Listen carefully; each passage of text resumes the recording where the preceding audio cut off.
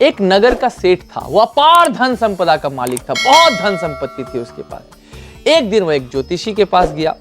ज्योतिषी ने उससे पूछा कि भाई तुम्हारे पास कितनी संपदा है? तो उसने कहा कि मुझे पता नहीं है कि मेरे पास कितनी संपदा है, इतनी संपदा है मेरे पास। तो उन लोगों ने क्या किया, एक क्लर्क टाइप के आदमी को यानी लेखाकार को बुलाया और उसके बाद उसकी संपदा की गिनती हुई तो पता ये चला कि इसके पास जितनी संपदा है वह इसके 7 पुश्तों तक चल सकती है। सेठ उसी समय बेहोश हो गया। जब उसे होश आया तो उसने कहा कि भाई ये तो बहुत बड़ी मुसीबत हो गई, मतलब 7 पुश्त तक सब कुछ सही रहेगा, 8वीं पुश्त मेरी भूखे मर जाएगी।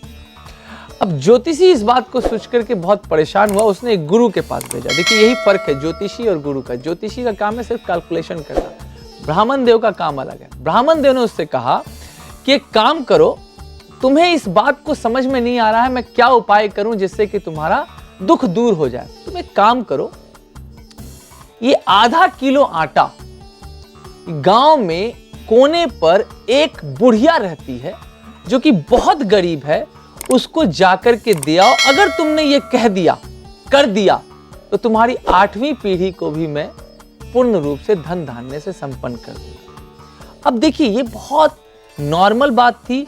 सेठ ने तुरंत कहा कि ये तो बहुत आसान है, मैं 2 मिनट में कर दूंगा।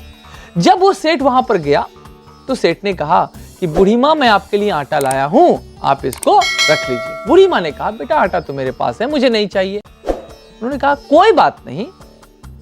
पहले उसने 1 क्विंटल ऑफर किया था। कोई बात नहीं, आप 1 क्विंटल नहीं रखिए, आप 10 किलो रख लीजिए। तो बोले क्या करूंगी, रख के मुझे आवश्यकता ही नहीं है। सेठ ने कहा अच्छा कोई बात नहीं, 10 किलो भी मत रखिए, आधा किलो आटा रख लीजिए। बोले नहीं मेरे पास तो पहले से है, मुझे अतिरिक्त की जरूरत नहीं है। सेठ ने कहा तो फिर कल के लिए रख लीजिए।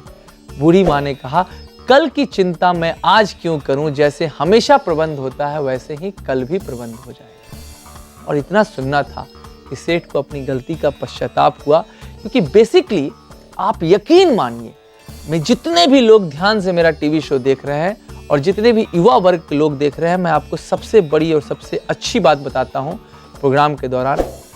किसी भी व्यापार में सफल और सर्विस में सफल आदमी से पूछ लीजिए, एकदम आराम से बैठ के उसके पास रात में, कि आत्मा से वो बताए कि सफलता जो उसको मिली है कैसा लग रहा है सफलता को फील करके। तो वो कहेगा कि बेटा एक समय में बहुत स्ट्रगल कर रहा था, पता नहीं कैसे एक मुझे सफलता मिलने लगी और ये सब कुछ अच्छा हो गया। और एक असफल व्यक्ति से मिलकर के आप पूछिए, वो कहेगा कि मुझे कभी भाग्य ने सपोर्ट नहीं किया, मुझे बहुत तरह की दिक्कतों को झेलना पड़ा, काम बनते बनते रह गया।